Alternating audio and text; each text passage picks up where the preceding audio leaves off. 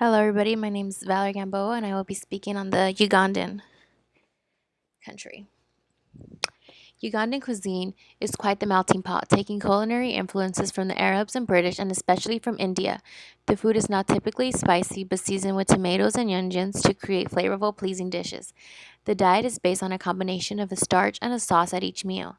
The starch may consist of a type of cornmeal paste or mashed plantain and is always topped with a sauce or stew made out of groundnuts, vegetables, or meat.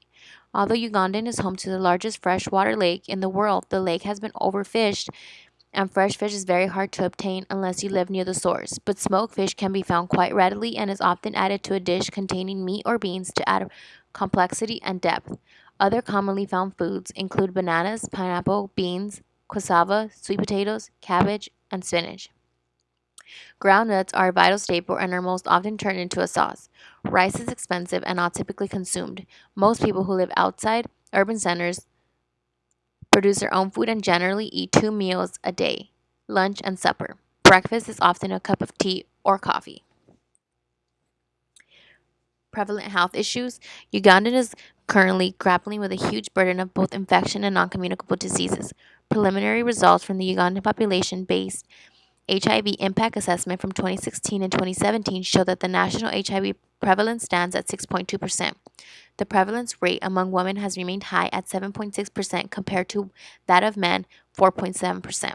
Additionally, the malaria indicator survey from 2014 shows that malaria is still the leading cause of death among Ugandans, accounting for over 90% of lives. Such poor health indicators mean that the government and individuals spend a lot of money on treating diseases. Therefore, there is a need to give health promotion and disease prevention priority. The 2016 data from the Ministry of Health shows that over 75% of the disease burden in Uganda is preventable. It is upon this background that the Ministry of Health chose to prioritize health promotion, prevention, and early intervention in the 2018 year.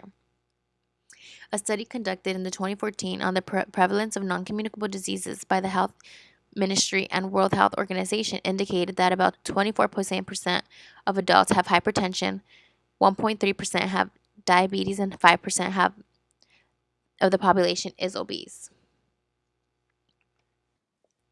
Connection between diet and health issues. There's a huge connection. Poor lifestyle habits, for example, unhealthy diets comprised of sugary, fatty, salty foods. Other unhealthy habits include tobacco and alcohol abuse and physical inactivity. These put one at the risk of excessive weight gain, referred to as obesity, which is a major factor for non-communicable diseases. Globalization changes in dietary profile. There wasn't any real negative facts that pointed to the certain diseases, but there was positive facts like global organizations like World Bank and World Health Organizations have funded their government to improve health services, and they're making centers that ensure the Ugandan rural poor can access health services easier. Since 1986, Ugandan health services have extended to the rural areas of Uganda where the majority of the country's poor live. Global organizations such as the World Bank and World Health Organization have been funding the Ugandan government to improve the health services offered to the rural poor, and the government of Uganda has subsequently built health centers in every sub-county.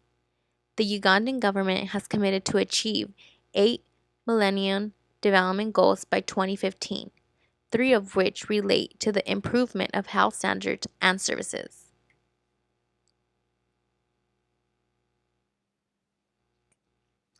Suggestions for solutions. They are doing this bill that controls drugs, and they're only allowed to drink between 5 p.m. and 11 p.m. in designated areas that sell alcohol like bars and markets. Also, the men are only allowed to drink 330 ml of standard beer, and a female is allowed to drink 1 beer. Nutrition unit in a section in the community health department whose goal is to contribute to the improvement in nutritional status of the general population through intensified services to a level that is consistent with good health.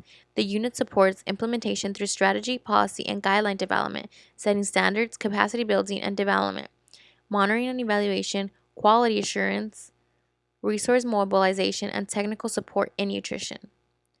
The Ministry of Health and Development partners have been provided targeted nutrition interventions to district and health facilities using the nutrition assessment, counseling, and support approach and services for people living with these diseases. They're also improving the health insurance that allows the Ugandans to go in and have yearly health checks. The NDC program promotes avoiding tobacco. They're improving the exercise in these people regularly, and they are trying to make the nutrition healthier. And these are my references. Thank you.